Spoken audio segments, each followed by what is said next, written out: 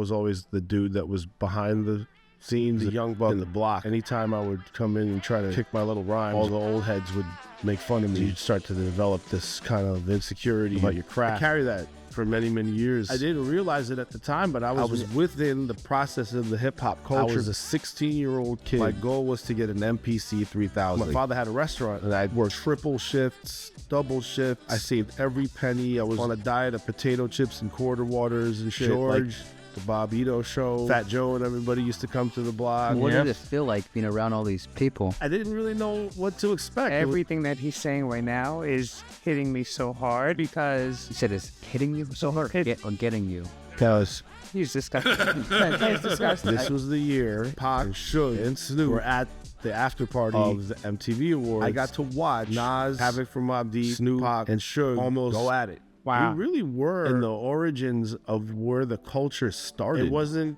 anything other than neighborhood kids just breakdancing like everybody else was. Wu-Tang, Nas, Jay-Z, Biggie, they all started really getting the recognition on that show. I was there for that. I remember the day they recorded Can I Live, Biggs and Big Face Gary came to the block and they played the cassette. The cassette. No one was signing Jay at the time. He did it on his own. So I watched that. The Yellow Jacket. The little boy, if I'm not mistaken, that was you in a newspaper clipping. There's truth to some of it. There was embellishments to a lot of it. And broke up the crew a little bit. Some of them became major sports executives, global rappers, supermodels. Some of them were killed, were in jail, are still selling drugs. You know what I mean? Life, in this real life. The 90s. I'm not nostalgic about it. As a native, what's missing in our city are neighborhoods. And now you got TikTok personalities telling you what their favorite pizza is in New York. Unfortunately, you weren't here for the best pizza in New York because they're gone. And there was a specific smell that came out of a pizzeria. Tomatoes, garlic, Parmesan cheese. The sun shined different. So I'm missing out on good pizza and good sunlight? Yeah. Well, what's the point of even living here anymore? Well, you have exactly. A lot of people say that successful people will just bury everybody, just take no prisoners. The best negotiation is always what's fair for everybody in the table. And whenever I'm in a situation where I'm not sure whether I should speak up about something or say something, I just ask myself these three questions. And as long as all three of them are a yes, I say it no matter how uncomfortable it is. The first question is... That's great. Can I have one more question for you? You said that 4 questions. I know, but I just talking to my brother because I feel like I'm learning so much about it. Let's talk about where we are. This is Bill's Supper Club. Legendary New York place. It's been here over 100 years. It was a proper Prohibition speakeasy. Al Capone used to come here. Humphrey Bogart, Jimmy Cagney, and Marlon Brando. I went through hell. Yeah. Getting the place open. I was the most depressed I've ever been. I almost lost the place. Waiting for my father to say something to me, a word of encouragement. He looked at me and he said, "Are you waiting for me to give you a piece of advice?" And I said, "Yes. Give me a story or something. I'm dying over here. What the fuck, man?" And all he said to me was, Wow. The fact that we're still here is a miracle. It had to be you with this place because of your love for New York, for community. Where's the love taking you? Find your voice and don't change it for anything.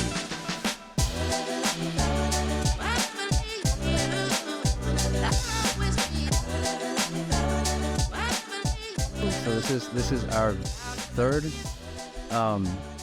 interview, I think, or podcast episode together with the guest. Where it's it is. First one was Empana, and then Sonia Richards Ross, and now our brother from another mother. The legend himself. Oh, please.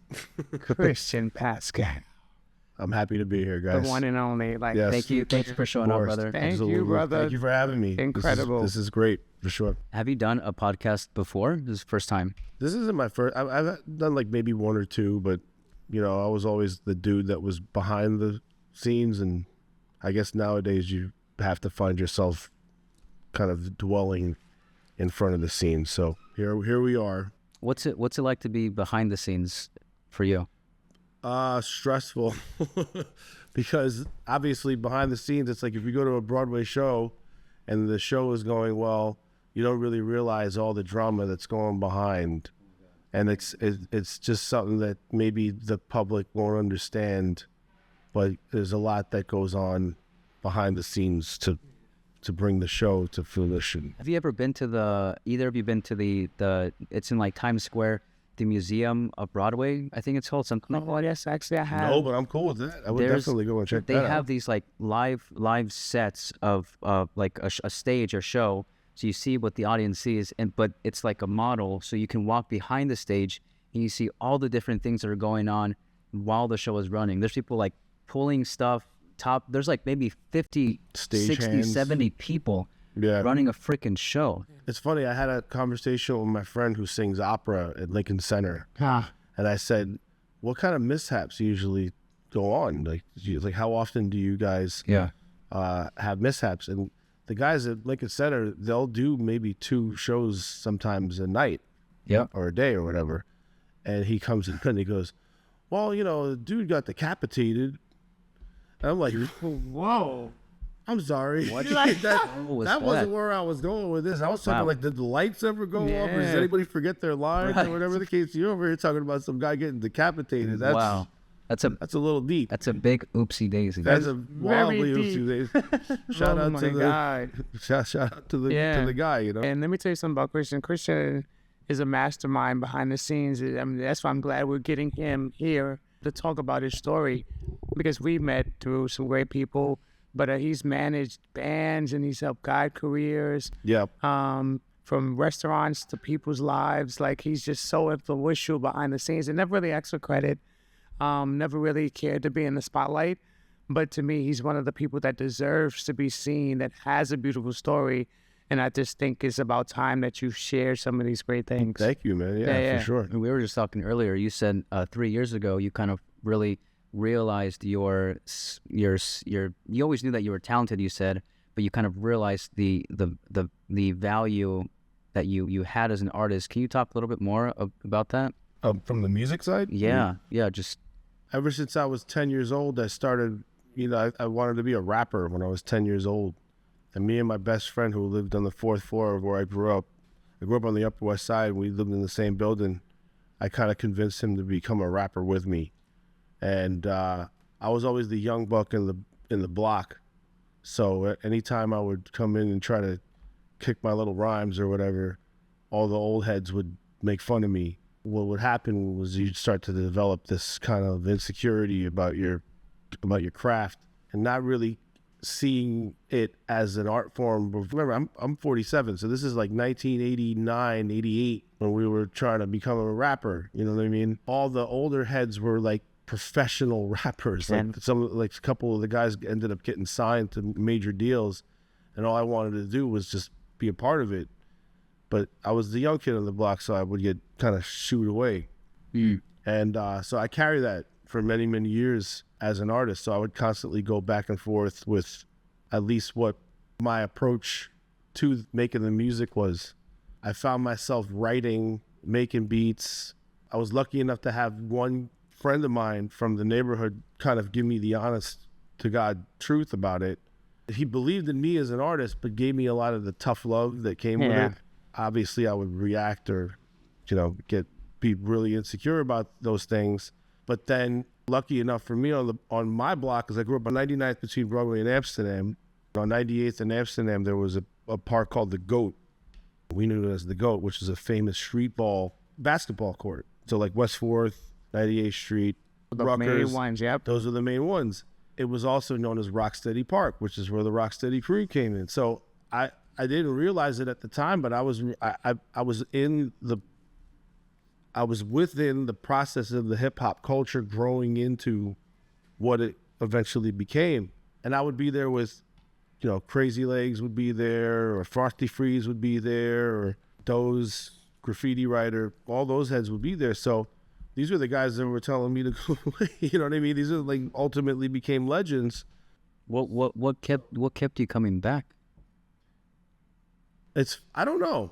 It was my neighborhood. I felt like it, I live here. You can't tell me where to go. Yeah. You know what I mean? I'm not going to let you throw me out of my own neighborhood. I'm still going to pull up. You know what I mean? I had this conversation, RIP, my boy Lord Sear. We just talked about this. We were part of a crew they called the CM crew. 98th in Amsterdam, they called the Ave. I'm going to tie this around back to the music. We called it the Ave. And when Sear died, my friend Cody put together an intimate crew gathering. My friend Gary Gnu, also known as Big Face Gary, which was a Rockefeller original. Wow. Who I've known since I was 7. I hadn't seen him in like 20 years. And he comes to me and he says, man, I used to roast you. He said, the reason why I used to roast you, because, you know, your father had a restaurant, so I always looked at you like a privileged kid. So I'm going to teach you how to hang out with black people. You're going to come over here, I'm going to teach you how to hang out with black people. But you kept coming around. And after a while, I was just like, I don't even got any more jokes for this guy. And I'm like, wow, that's fun.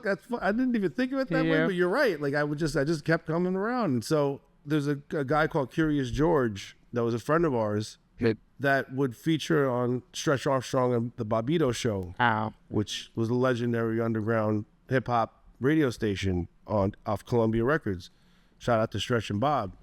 George was kind of like a part of that whole faction. Ultimately got signed to Columbia Records. Faith Newman signed George with Nas. So it was Nas and George. And at the time, we would be in the park, which were the great grounds of a lot of what would become hip hop history. We would just be around, and I would be around guys like Lord Sear. Lord Sear would teach me how to sample and teach me how to listen to records. Guys like MF Doom would be with us. Oh, wow. And we knew him as Doom. We actually knew him as Zev Love X, a.k.a. Doom. And Doom would come in and play these records, and I would listen, and I would always just kind of try to be a sponge off of it. And ultimately, I ended up working my ass off for my father had a restaurant, so I worked my ass off to save up to get an MPC 3000. Wow. How old were you when you started working at his restaurant? I was like 12 years old. I started out as a dishwasher late. I got my stride in beat making with that. But then what ended up happening was when George, the Bobbito show, Fat Joe and everybody used to come to the block. Yes. Rocksteady crew ended up having a reunion anniversary show. So all the hip hop guys from Artifacts to Far Side to all the Souls of Mischief guys, all the, you're a Bay Area guy. So, Souls of Mischief guys and all the hieroglyphics guys would come. Coolio did his maybe first New York show in the park. What did it feel like being around all these people? I didn't really know what to expect. It was just sort of like, you're in my neighborhood. Like, we're here. Like, we're chilling, writing graffiti and doing ciphers and shit like that. Like, I didn't know what it was to become. And then you ended up watching this become this kind of, magical thing. This is making so much sense to me because me and Christian have known each other for quite a while now. And we've become really good friends, like brothers. Absolutely. But everything that he's saying right now is hitting me so hard because I remember... You said it's hitting you? So hard. It's getting you. No. He's disgusting. He's disgusting. I love him. I wanted to be respectful. No, but we let that pause. But that shit started in our neighborhood too. Shout out to Lord Sear with the whole Ayo. Yeah, man. That's crazy. That was a real Harlem thing. But hearing these stories, as long as I've known Christian, the one thing I didn't know about him, because you can always learn and, relationships unfold. Mm-hmm. I didn't know that he wanted to do music. I know his passion for music and how much he was inspired by the artists, how much he wanted to be around people. But when I heard that he wanted to do it, I was thrown back at first. And I said, no, I would love to hear what that hair's like. And I remember he played some stuff for me that he had done. And I was so mind blown by it because it was from that group of the people that started in the 70s and the 80s and early 90s. But he was literally living and moving around with these people and basically getting his PhD in music and hip hop from the ground level by being in the presence and being roasted and under the wing of these people. So now it makes sense to when I heard that music, why it was so much more developed and curated. Because Christian, if you watch his social media, he has a way of curating that has a very beautiful artistic view that most people don't have, that it takes a seasoned veteran in the music industry themselves to actually kind of put together. And I was always confused by that even. I was like, why is he so good at curating these things? Even when you were working with Platonic Fish Club, the way that restaurant was curated, just certain things that you do. that you have your finger on. I just go, wow, why is that? But again, these stories are now making you make so much more sense to me. You were immersed in the culture, so you couldn't help but to exude it in everything you do, bro. And this is beautiful. Yeah. I can confidently say that I was a very present fly on the wall, and I got to see a lot of these kind of historical moments in this culture formulate, and kind of understanding where the story started from is definitely something that I'm blessed to be able to say that I was witness to. In fact, so Bryant Park Grill was a restaurant that my father and his company helped build in 1995, and they've ran it for 20 or 30 years or so. And the MTV Music Awards the after party used to be in the entire park. I was a 16-year-old kid working. I was working for my father, but I was working. And my goal was to get an MPC 3000, period. And I worked triple shifts, double shifts. I saved every penny. I was on a diet of potato chips and quarter waters and shit. Like, it was that type of thing. Yeah. The year that I got the MPC 3000, I capped it off with the money that I was able to make at the MTV Music Award after party. How? And this was the year that Pac and Suge and Snoop were at the after party of the MTV Awards, and I got to watch Nas, Havoc from Mobb Deep, Snoop, Pac, and Suge almost go at it. Wow. And that was a very historical moment that gets spoken about today. I mean, Nas brings it up in his raps. If he had a song off of, I forget what album it was, but he said, in NYC at MTV, talking about, he wrote a letter to Pac, and he said, at NYC at MTV.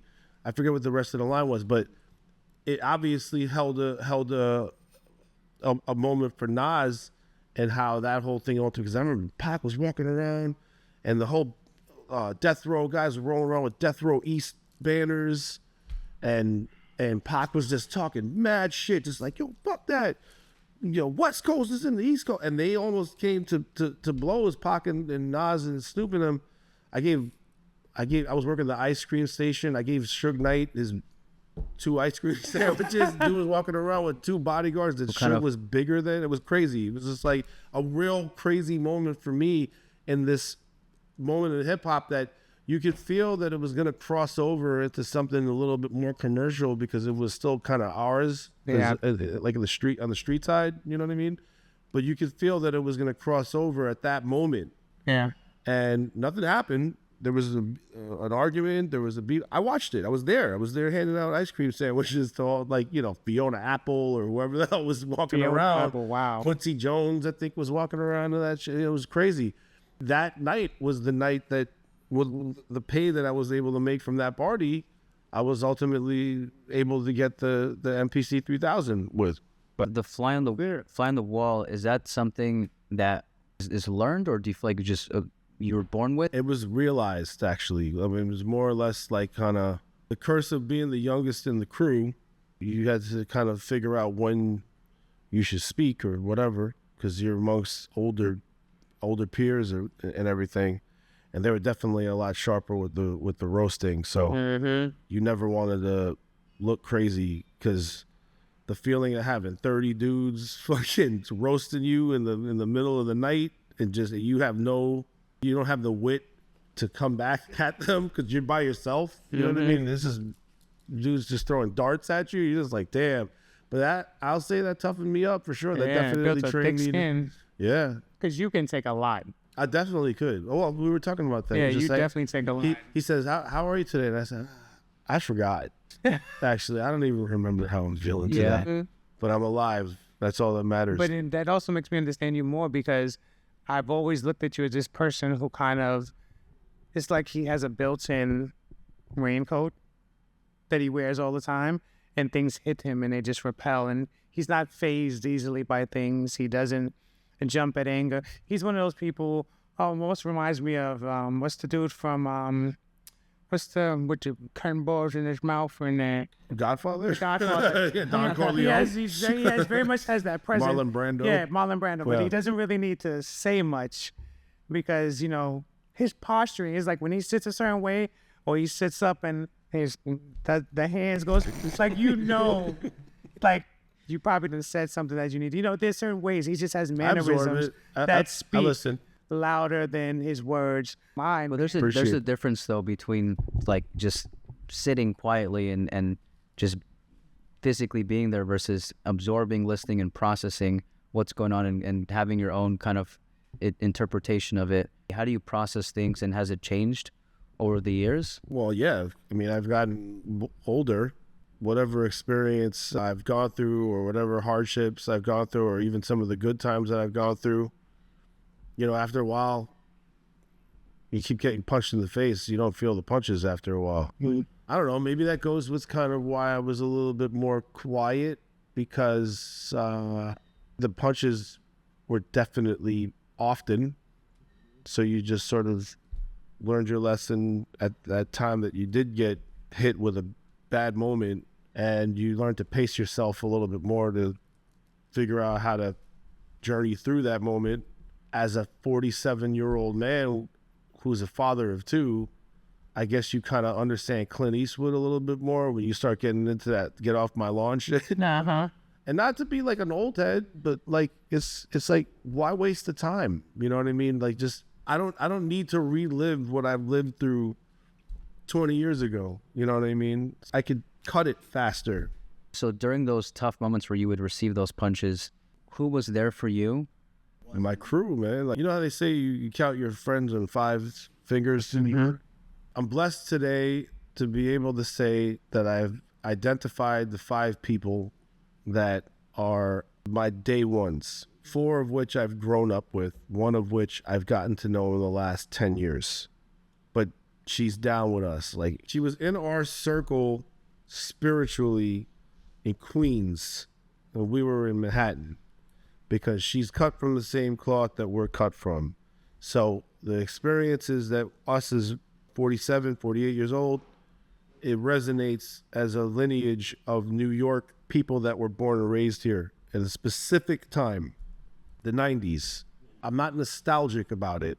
I'm more holding on to the values that we've learned before the smartphones and before social media took place, where there was a little bit more of a community aspect of it. The reason why my girl Glenda, shout out to Glenda Beltran, is down with those 5 fingers of death, if you will, is because we were aligned and we didn't even know each other. Oof. But when we met each other 10 years ago, we got each other right away.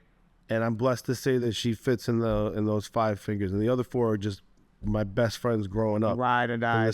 In the same, we're all within a 10-block radius, and we were all in the goat hanging out, and we were all rapping, and we were all making music together, and we were all writing graffiti together and being mischievous and having fun and, rolling CeeLo and drinking 40s in the corner of the floor, roasting each other, the whole shit. And like, that was only a few of them remain. And so I'm still, I still love the whole crew. There'll be like 50, 60, 100 of us. It was really nice to see everybody at Lord Sear's little gathering, because I think all of us kind of collectively reminded each other where we came from. And it was actually a really nice, refreshing thing to be able to say, well, we were lucky enough to be there when that whole thing happened. You know what I mean? Yeah. I talk about this with some of my friends all the time, where it's like, man, we really were in the origins of where the culture started. We're lucky enough to be able to say that we got to see the Rocksteady crew b-boy in the streets.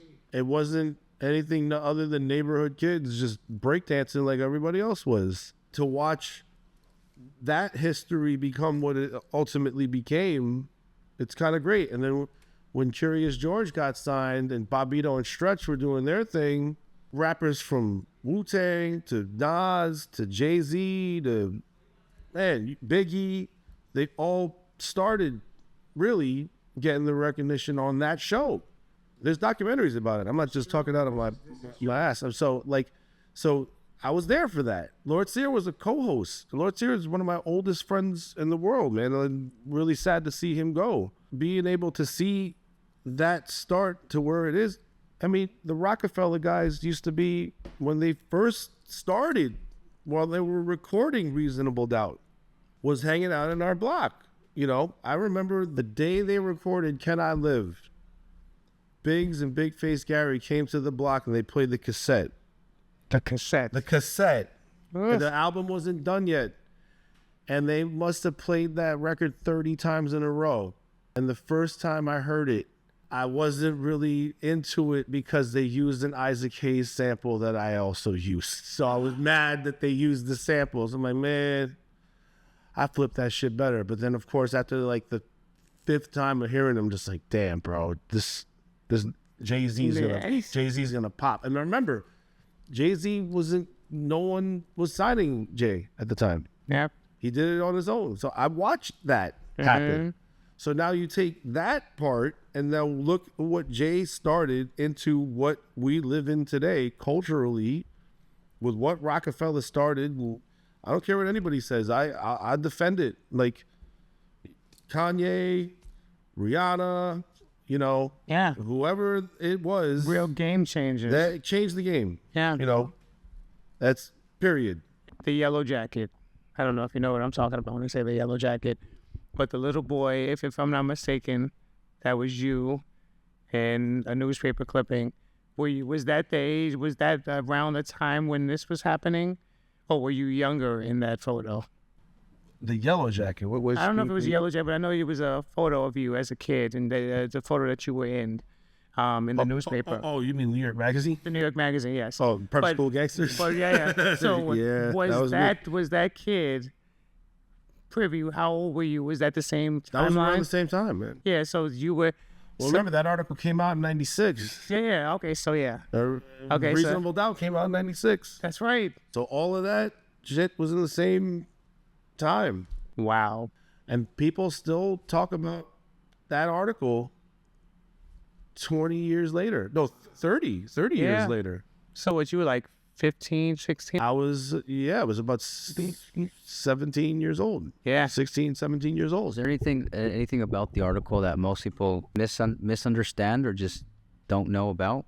Well, I mean, I believe the whole thing was a little bit kind of far-fetched in the sense of how New York Magazine wanted to portray it. I mean, look, there's truth to some of it, but there was embellishments to a lot of it. And no knock on Nancy Jo Sales, who wrote it, but we were 16-year-old kids, 17-year-old high school kids, and we had a large friend group, if you will, being natives and high school kids. I think the problem that I had with the article was how they kind of separated the private school kids and the public school kids as two completely different entities, that the private school kids just wanted to be a part of the public school kids and that we just wanted to be down with the public school kids. And that's not true at all. Like, I was lucky enough to go to private school, but my heart and soul was on the streets. Yeah. So, you know, luckily for me, I wasn't paying attention in high school. In fact, I didn't even want to finish high school because that's just the way it was back then. Well, my father worked and built, he built a restaurant, which ultimately became a company, but he worked his ass off to get me into private school because he dropped out in 10th grade. So it was more of a thing for him to be able to say that his firstborn has at least a high school diploma, and he's going to work his ass off to get me into that, I guess, into that chance of getting it in the private school level or whatever.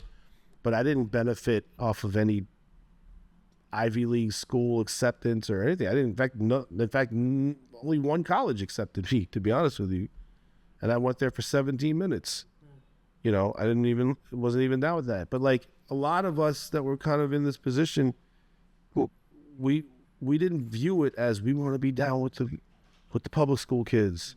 It was, no, those are my friends from the block. This is what we're all friends. Yeah. You know, if so-and-so had a warm crib to be in because it was 10 degrees in December and 30 or 40 of us wanted to just hang out, but no one wanted 30 or 40 rowdy-ass kids just hanging out in their place, we'll go to somebody's house and hang out. And some of the people's houses were bigger than the others. Yeah.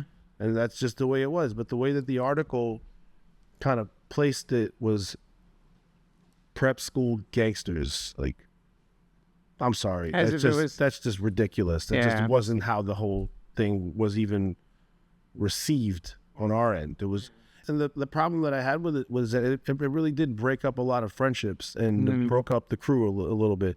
I would blame that as sort of like what separated us. So maybe it was a good thing because ultimately people went on and lived their lives and became what they needed to become. Some of them became major sports executives. Some of them became global rappers. Some of them became supermodels. Some of them were killed. Some of them were in jail. Some of them are still selling drugs. You know what I mean? Life, and it's real life. Just is what it is. But that was the kind of the lineage of what New York City was back in the days. There was a real togetherness in it. If you look back at what my view of how today, just from the Manhattan standpoint, and I think I can speak for other boroughs on this, as a native, and you'll get this, what's missing in our city are neighborhoods, right? The real estate companies could call it what they want to call it, NoHo, Soho, Nolita, this, that, the third. But it wasn't like, oh yeah, he's from 93rd Street. He's from 99th Street. Oh yeah, that's the dude from 84th Street. That's the dude from 90th Street. Oh yeah, all right. Everyone had their clique. Everyone had their crew. That's what's missing. You know, there was a community in my building. Like there wasn't an apartment growing up in the building that I grew in that I couldn't just walk in and just grab food from the kitchen because there was a real community. People took care of each other. We took care of each other. And now it's like, you know, I play my music after a certain decibel after 9 o'clock and I'm getting the knock on the door where it's like, nah, man, what do you mean? I gotta agree with you on that because I remember when growing up, born in Harlem, raised in the Bronx, but I remember I knew everybody in my building, every apartment, every floor. Yeah. And then I would say early 2000-ish, when I moved to another building that I lived in for the first time, paying my own rent and bills.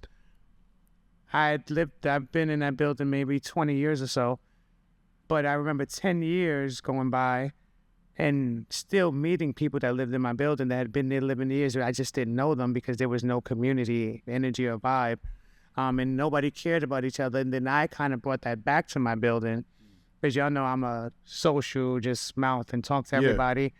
And when I noticed that void, I kind of created it in the building. But as you said, it's just missing throughout the entire connective unit community of the Bronx. Yeah, it's missing. But now you got, TikTok, whatever you want to call it, TikTok personalities telling you what their favorite pizza is in New York. As implants. Why am I listening? Like, you know what I mean? I'm here for it because when people say to me, what's the best pizza in New York? Unfortunately, you weren't here for the best pizza in New York because they're gone. Yeah. So I'm not going to give you the third best, based on TikTok review. No disrespect, but like, you're 23 years old. Why am I listening to your opinion of what the best pizza is in New York? Did you have a best pizza place in New York? And what was the place? What year was it? There's a place on 101st and Broadway called Sal and Carmine's. Bro. Thank you. Bro. Yes. And the old man. Yeah, too old. Sal and Carmine. Bro, and he still was there for a long time, still in trembling hands and still making that pizza. Oh yeah, pulling out the pot with his bare hands. Just, And it's like his skin added to the flavor. I'm serious. Sal and Carmine would always argue with each other behind the counter. I can't believe you said that because I thought nobody knew about that place. But yes, it's the best. What was your slice? Just the plain. Yeah, it's plain. Plain slice. That's all you need. Perfect. You didn't need nothing else with that pizza. Plain Holy slice. Shit! I couldn't believe you said that. Yeah, no, man, that's unfortunately they both passed. Yeah, and it's not the same. No, it's just not the same. Yeah, the essence of that isn't the same, and that that goes back to my whole thing about what, being a native New Yorker and walking past pizzerias, and there was a specific smell that came out of a pizzeria that I don't know if it was a mixture of tomatoes and garlic or whatever, Parmesan cheese or whatever it was, but there was a. This is making me hungry. And then it was like cherry drink and grape drink and all that shit just going out like just in the machines or whatever. And it was simple, and it was $2. Yeah, $1 a slice and $1 a drink, and that was your dinner. That was so good, and it was a huge slice. Yes, not these diet, slim Ozempic slices. Today. What they call cauliflower slices. Yeah, the cauliflower crust, and keep that shit. Yeah, I want you to close your eyes for a second. If you could literally, you're getting in a time machine right now, and you are now transporting back to the moment of that photo, and you get to, now you're standing in front of yourself, and you get to sit on a bench with yourself as a kid. What would you tell that kid? What would you want that kid to know about the future, if anything? It's not that deep. Just whatever it is that you were worried about that was holding you back then, it just doesn't really matter, man. Just say what you got to say. Do what you got to do. And whoever was making fun of you back then was doing that out of a place of love. It wasn't to hold you back. But it's not that serious. Just, you know what I mean? Play the music. Yeah, and why is that message important? Because maybe I would have gotten a little bit more of a head start in sharing what meant a lot to me, or what means a lot to me with music to the world. I don't regret it, because I could say that when the air gets a chance to hear the songs that I've created, they'll know that it's coming from a place of knowing. So at least you'll get that version of me. Everybody wants to learn a lesson from someone who has an experience, and not that I'm a guru or anything like that, but like I know that it'll resonate with certain people, and if it doesn't resonate with you now, it will resonate with you later. My thing is just put it out. Yeah, just do it. That's what I would have told myself. Yeah, I feel like you were the longest butterfly that sat in a cocoon. But it's like you're watching this cocoon. It's like, is that butterfly ever going to come out of there? But it was necessary for the growth of the person that I see right now. That development, and where he felt maybe he was shielding himself or protecting himself, it was just for something special that I think that the world needed at this time. But then when the fucking wings spread and he started to step out of that shell, it was something that I was blown away with, something that actually inspired me to take the journey that we're taking now with the show. Because... Well, thanks. I've got an amazing thought. Because because we started talking about his music about 1.5 years ago, and at first I was kind of like, all right, Christian. I was like, yeah. But then when he started really speaking to me, I said, wait a minute, he's serious about this. And then I knew we were the same age, and I was like, it kind of gave me the courage to say, you know what? I've been sitting on a lot of shit. I've been bullshitting. I've been playing dumb. I've been, that light is sexy. That works. Yeah, I love it. Leave that. But I had been trying to do what we're doing with you for people for years, and just kind of beating myself up.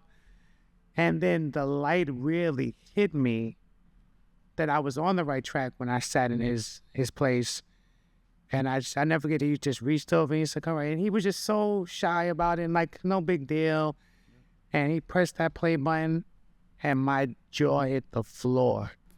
Thank you. Because I was like, nigga, what? Yeah. Like, I just, like, that's totally part of my friends. I just had to, I looked at him. Yeah. And I was like, bro, I was like, you've been hiding this? And he was like, no, I just, and he was so nonchalant about it.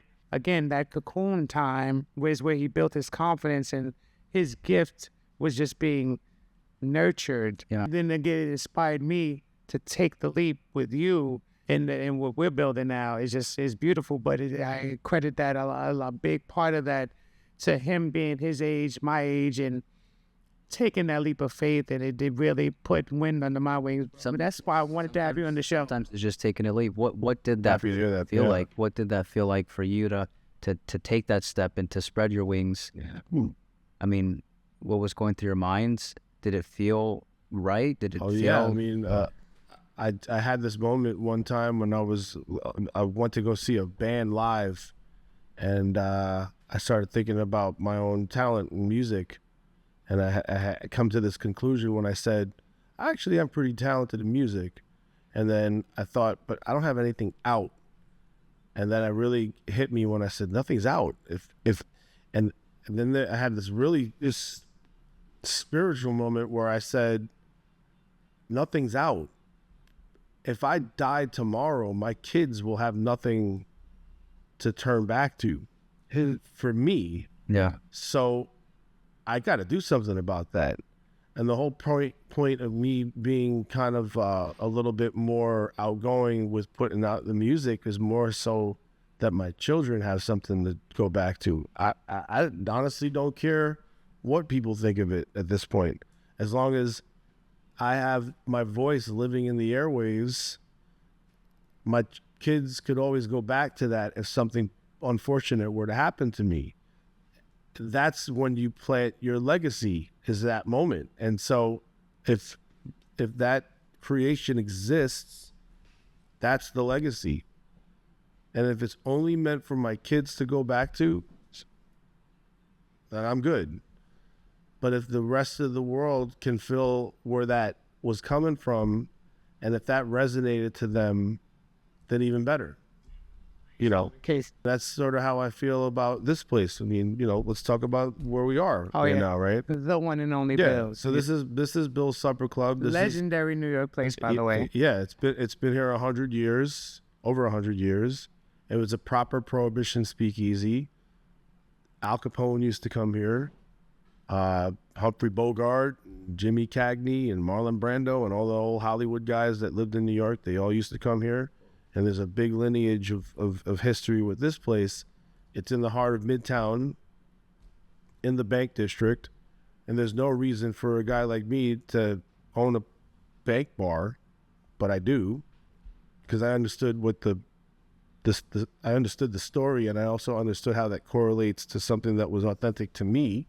It's a place that is meant for the community that we're building within, even if it's bankers or if it's music industry people or if it's graffiti writers or if it's sports industry, whatever it is. The idea was to build a place for people to be able to gather around with the characters of who we are and to be able to experience what the natives felt like, because a lot of guys that are in the area aren't really from here. But we at least have our own little kind of language that we speak within the guys that work with us. And my best friend works here. He's the first person you see when you come in. And I get to have a place that I could eat, I could drink, and I could hang out with my best friend. And, the idea is to kind of create a 3-story townhouse with multiple different energies per floor, because it's 3 floors. It's like you're in someone's house. It's a real life version of Cheers. Literally, but you took the words out of my mouth. Yeah, because that's literally what it feels like when you walk in here. Like everybody knows your name. It's all love, and the crazy thing is, but each floor is a different experience. It really is. I have a tavern bar downstairs. A lot of people don't realize we have a dining room up on the 2nd floor, but there is a dining room, and right now we have some really great food that people can come in and try. What kind of food do you guys serve? It's classic American, burgers, steaks, chops, fish, that kind of thing. Crab cakes, which are delicious. I'm salivating. No, for sure. Mm-hmm. And then up here is our speakeasy that we can sometimes hold like little private events in. That sometimes I might call up my friends and say, hey, pull up to the 3rd floor. And if there's a game going on, we'll pull the projector out. We have a bar here. We just kind of hang out, just chill, and just do fun, cool things. We just have fun. And podcasts like the Lucky Sergio show. No. Exactly. Why is creating a space like this important to you? Because I'm aligning myself with a New York relic, right? Where I'm watching my hometown slowly disintegrate very fast. Yeah. And for me to have the opportunity to be aligned with this space is like a spiritual sending for me, because I could have picked any place to do a bar in, but for some reason this one spoke to me, A, for the history, A, for the classic vibe to it and the character behind it. And then, of course, ultimately what ended up happening with building this place was a lot great adventure building this place, and a lot of things that were working against me. And man, we can get into that in a part 2. How long did it take to put the whole place together? About a year and a half. I went through hell getting the place open. The fact that we're still here is kind of a miracle, and it speaks to connecting to something that's authentic and connecting to something that means something to at least me, if I'm going to be the driving force of it, something that it means something to me. So therefore I'm going to carry that story into the walls of this place. And the idea is to get everyone to kind of feel that.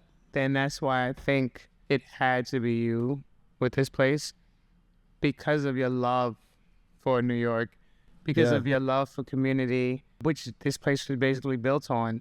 You know, the reason the people you named, the Al Capone, those people, they came here for a reason, because it was the energy, the vibe, a place where they felt safe, where they felt like they could still be in the city, but disconnect a little bit. And the only people that can provide that for people that want to be in this environment is a person who knows and loves New York the way you do. And speaking of loving New York, we talked about where the love kind of came from. We talked about where it is today. Where's the love taking you? In New York? Yeah. What's ahead for you? I mean, maybe this is the moment in our relationship where we start to see a therapist. You know what I'm saying? Where it's like, I'll make it work, but we got to work through some things. You know what I mean? There's some things that are going on that make me feel a little bit uncomfortable. Not really, because it's like, you know, there's an old Sinatra song called "There Used to Be a Playground." The basis of the song is, there was a ballpark here. No, there used to be a ballpark. Sorry. There used to be a ballpark here. There used to be a store there or whatever. And yes, that happens in places that things change, but they usually don't change that rapidly and that drastic, you know? And I appreciate making the city better and all that, but don't remove the character to it while you're building, you know? And part of New York was the characters. I just showed my son the movie Dog Day Afternoon, which is a movie in 1975 about a bank robbery. And the people of Brooklyn at the time were a big character of it. And I would say, that's Brooklyn. That's what Brooklyn was those people that had their own lives, that just had that attitude that doesn't exist anymore.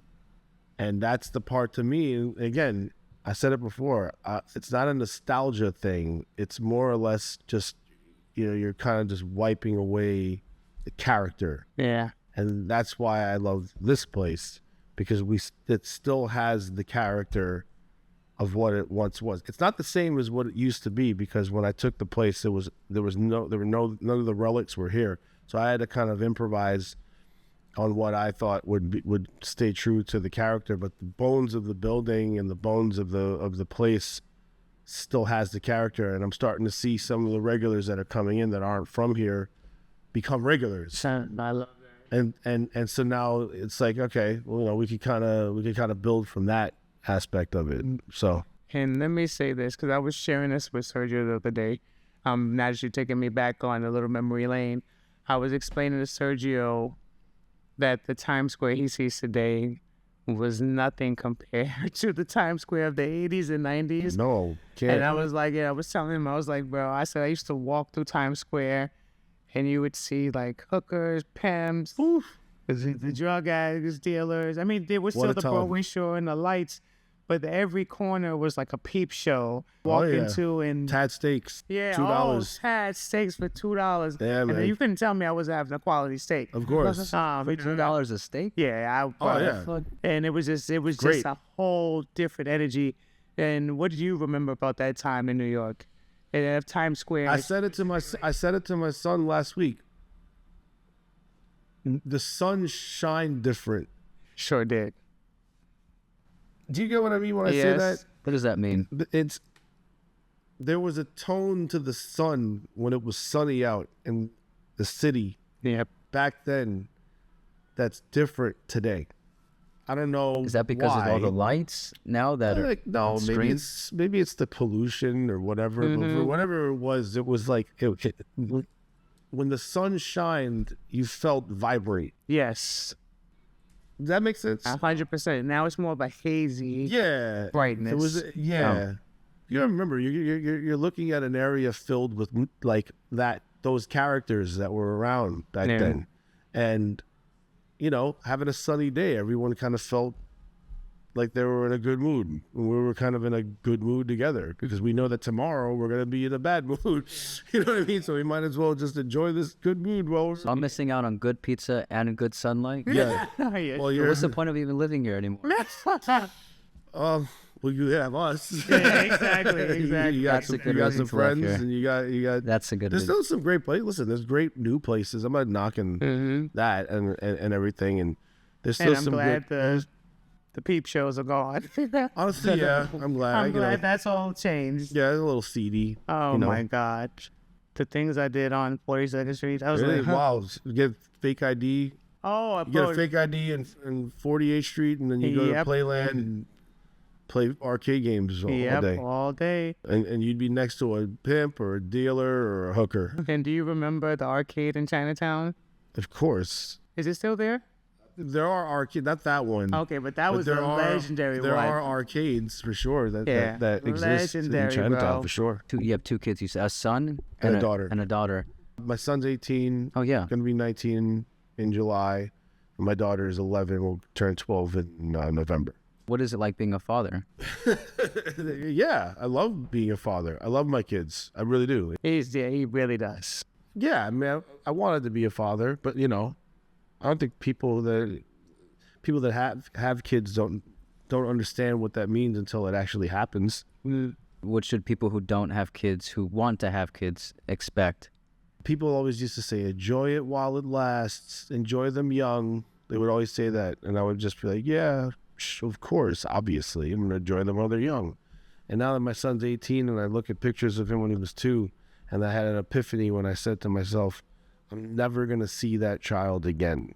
Done. And that was a really weird, annoying feeling that whoever that baby was or that child or toddler was doesn't exist. Well, who was the baby? Well, I mean, my son or my daughter. I mean, it's... What about them do you miss when you think about them as a baby? Like, what about them in that moment do you miss? I guess the softness of hugging them. Okay. Right? The softness of their skin when you kiss them on the cheek. Now my kid's got pimples and shit. So my daughter is over here like, I don't want to take a shower. Oh God! But there was a specific cleanliness that came to your child when you kiss them on the cheek that just. I still love the embrace of my children. Don't get me wrong, but there was something different about that version. Being a father yourself, do you now understand your parents better and connect to now that you're a parent? Of course. There's a flip side to that coin when you say, I also know what I don't want to do. Yeah, that's how it goes, yeah. Because I know what my reaction was when my parent did whatever it was that gave me that reaction. My father was a little bit more of a strict person. Be home at 9. If you're home at 9 or 2, I'm going to whack you in the ass. And my dad was that way too. And all that shit. And that's a very kind of old school way of parenting, whereas you were afraid to open up to your parents. Yeah. I try to be as open and listening to my kids whenever they're having, I don't want them to feel embarrassed to talk to me about whatever it is that they're going through. Yeah. And giving them a comfort to be able chat with their parents about it. Because you didn't really have that kind of space. I do now as an adult. As a child, I withheld. I was always afraid of what's the reaction. Again, in the 90s, Yeah, you know, it's a whole there's the different time. article. I'm in the streets. I'm doing, you know, we're writing graffiti. We're doing all that shit. Like, I had shit to hide. As a young kid who did graffiti, because back then it was like you were a stain on your life. It was disgusting. I mean, the train, when you would see train cars filled with graffiti, Loved it. They would pull up like murals. The whole train car, as soon as it pulled up, Loved it. It was, to me, it was beautiful. But what does it feel like as a child who was kind of penalized and discouraged from doing that to now seeing these things in museums and celebrated around the world and traveling to different countries and seeing it on their walls? Like, It goes back to what we were talking about watching, you know, what did it feel like watching these, you know, b-boys or watching the rappers become what it was. You just didn't know at the time. It just, you appreciated it when it started to get its recognition, and you stopped to say to yourself, holy shit, I really was a part of that. I really was there for that. And then you could say the same thing about graph, because now it's all of a sudden graph is starting to get this global recognition. You know, I see shit on Instagram about how to write bubble letters and shit. They're giving you lessons on how to write. It didn't exist when we were doing it was just, you just had the talent and just did it, yeah. But it's good to see the public kind of embrace it as an art form, because it really is an art form. I think that was one of the realizations for me. I remember my first trip to Germany, and then one time also Paris, and I'm just driving through a random town, and I'm like, is that graffiti under the bridge? Is that? And it was just so crazy, and I'm like, I'm from the Bronx, like, I'm from New York, the place where this stuff was legendary, and like I said, I don't understand. Global. So to see this here, it just really blows my mind on how much our people and, you know, us and our communities really impacted the entire world with giving them pieces of us that are now in their museums and that they're celebrating and that they're copying us. I'm blessed. We are blessed. Yeah, We're we are, blessed. brother. You know, We to are. be able to say that we got to see that. If you could leave like one message with the world, something that is really meaningful and true to you, what would that message be? Oh man. Well, one time I was in a conversation, not to name drop, but I was in a conversation with Hov once, and he said to me in passing, we were drinking, I forget what the hell we were drinking, and he said, you got to find your voice, man. Shush. And I didn't understand that at the time. And then one day I was recording a reference vocal for a song I wrote for an artist. And it was a moment when I really liked the way I felt and sounded. And I went back to that moment when he said that to me, you need to find your voice, man. And that moment, it made sense to me what he meant by it. And all that really meant was just find your voice and don't change it for anything. Because if you find the voice and it resonates, if your own voice resonates with you, now that's not just singing or actually literal, there's a metaphor to that. If your voice resonates to you, then that's the voice that needs to be heard. So for me, it's that. Find your voice. That's a great message that I took back. What is your voice? Man, that's a great question. I don't know. It's something that I can't explain it. It's a gut feeling. It's being confident in knowing what it is. Yeah. I don't argue unless I know I'm right. Does that make sense? That is true about you. If I am going to argue with you, I'm going to annihilate you because I'm right. My facts are checked. It's hard to argue with me nowadays. I used to be really easy to argue with because I used to argue all the time, but now I pick and choose when that happens. I argue only when I'm right. And that comes with the confidence in knowing. It sounds like another way to say that too is like you defend what you believe in, right? There it is. So, you know, if something's not right, you speak up about it. You do something about it. And don't let in. Has it always been like that? No. I've also learned to pick and choose my battles. Some battles are just not worth having. even if you're right. What are those battles? If you're going to fight for something, make sure that the result of that fight benefits both sides, or it's fair for everybody. You know, you don't want to, you know, a lot of people say that successful people will just bury everybody and they will just, you know, crush everything and just take no prisoners. And there's a truth to that mentality in the sense of how you approach things. But the best negotiation is always what's fair for everybody in the table. And, you know, living life fairly is a much more peaceful way to live than to live life with the greed. Because after a while, it's just like, how many movies can I pick on Netflix? Yeah. You know what I'm saying? How many songs can I listen to on Spotify? And after a while, it's just like, I know what works for me. I know what I like, so I'm going to stick with that. And you know what you like, and you know what works for you, so you'll stick with it. As long as we all And are fair. your people are out there. You just got to find them. Yeah, that's probably true. Yeah, of course. Or they'll find you. Yeah. And I agree with what you're saying, because going back to the pick your battles things, there's been many situations where I've been in an argument where I knew I was right about something, but I knew if I presented at the table, the person who was in power would be destroyed so much that it would crush their ego so bad that it would change and shift how we did business, the dynamic, or even how they approach things with their team afterwards. So in times like that, I've taken the L on the chin and let them have the moment, but then privately sat down with them and presented the facts and said, look, I know what you were saying in front of your team. Yeah. But let me explain to you and give you the exact facts on why you're wrong. Yeah. And look, you don't got to say that I taught you this, but I need you to know that, because if you and the team are going to really grow and develop, you need to really implement this, and you need to teach your team, because you're teaching them from a point that is going to destroy you all. And there's been many occasions where that person was like, damn, Lucky, thank you for pulling me to the side about this. And they took it back to their team and they made it seem like it was them. And I don't care, because that wasn't the point. I wanted to preserve the friendship because they were worth it to me.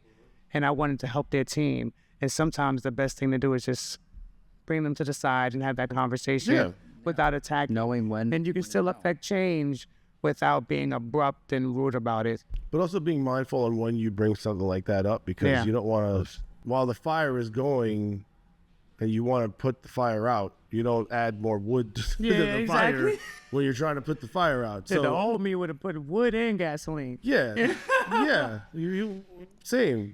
After a while, you kind of say to yourself, pick and choose when. It goes with pick and choose your battles, but you can pick and choose when you want to deliver a message to someone that might be beneficial to them. Sometimes you just let them learn it on their own. There's a hack that I learned from, shout out to Corey Raven, the host of Crosstalk Podcast. My guy. He shared this thing with me that I've been using this for over a year now. And whenever I'm in a situation where I'm not sure whether I should speak up about something or say something, I just ask myself these three questions. And as long as all three of them are a yes, I say it no matter how uncomfortable it is. And the first question is, does it need to be said? Yes. Does it need to be said right now? Yes. Does it need to be said right now by me? As long as all three of those are a yes, I don't care how uncomfortable I am, I just do it.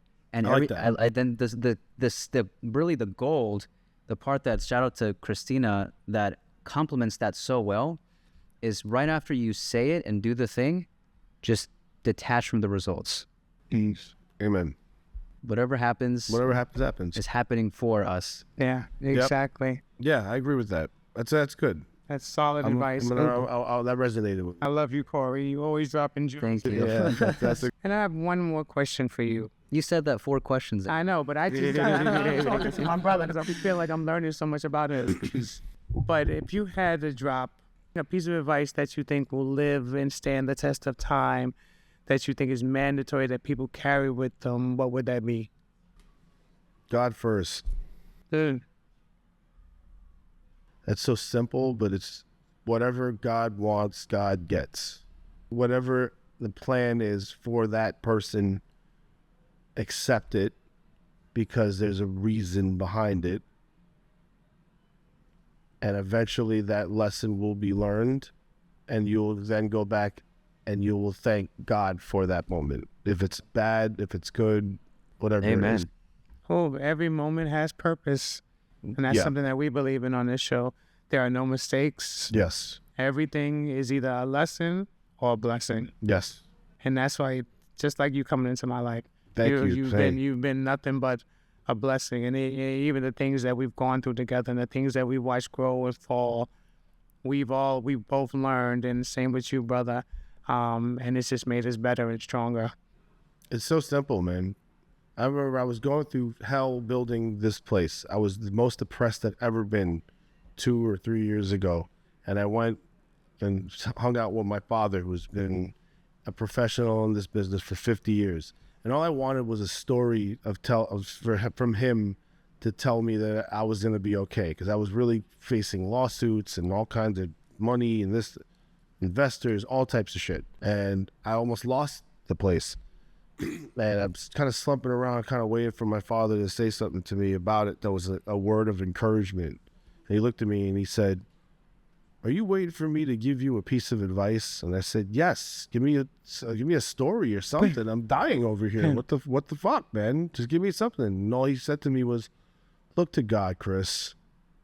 And he turned around and walked back in his area. Wow. And I just said, cool.